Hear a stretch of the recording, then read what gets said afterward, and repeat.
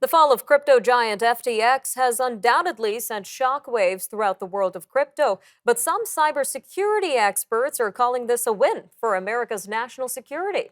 Sergio Rodriguera Jr., co-founder of Straylight Systems Inc, calls the rapid rise of cryptocurrency in the midst of U.S. monetary systems dangerous. In an FDD report, Mr. Rodriguera, along with co-author Dr. Samantha Ravich, cites the limited oversight of cryptocurrency. They point to the FBI noting that crypto entails relatively fewer complications for criminals and rogue regimes compared to stealing from regular banks. They also warn of crypto's impact on the U.S. dollar and domestic economy. Well, joining us now to give us more insight into this is Mr. Sergio Rodriguera Jr. himself. Sir, welcome to Forum Daily. Great to see you, Nima. Thank you. So, from this report, it seems the rapid rise of crypto poses a massive risk to the U.S. Federal Reserve and the economy. So, can you tell us a little bit more about the research behind all of this? Yes, no, thank you. What we're basically outlining is this is a wake-up call for not just for those who have a national security concern, but those in the finance sector and really everyday retail investors, everyday people.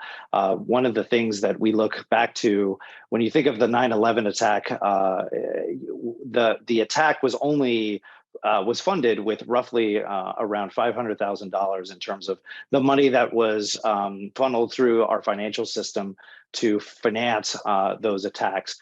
You fast forward to today. Obviously, there's no shortage in the number of threats that are out there. But if you look to North Korea, Iran, even Russia, there's a number of the cryptocurrency could potentially enable a number of these threats to finance their activities. To whether it's drug trafficking, cartels, human trafficking, a number of other threats.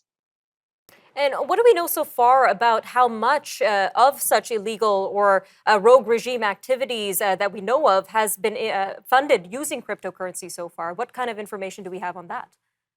So we have reporting from it's been published in the New York Times and other places around what North Korea is doing to circumvent sanctions that we have placed on their economy. So we know that they have been investing in and building out the infrastructure around crypto mining and cryptocurrency mining, but also being able to facilitate transactions that, again, bypass the sanctions that we have placed on North Korean officials, but also several entities and those companies that are touching or enabling the proliferation or at least North Korea's ambition to have a nuclear program.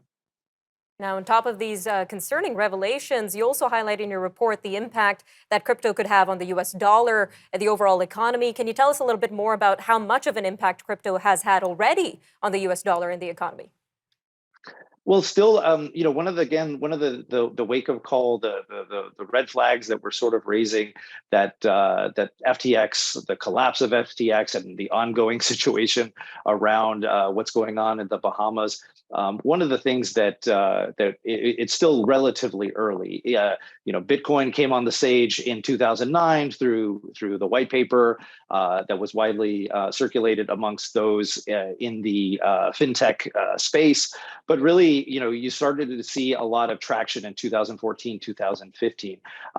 So what we're saying is it's best to address what is happening in cryptocurrency, again, especially after FTX, through regulation, and that left unchecked, this could potentially, like I said, if we look to 9/11, it didn't take a lot of money, but also the fact that the dollars and the way in which cryptocurrencies can move, right? We're talking about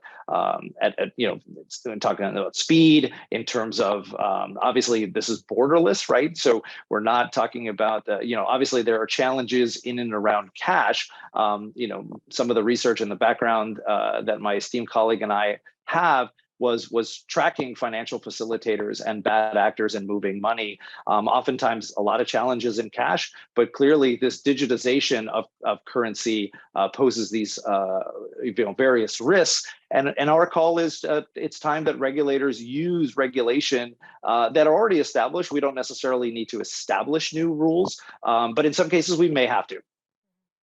All right, some interesting points to consider. Mr. Rodriguera, thank you again for joining us today on Forum Daily.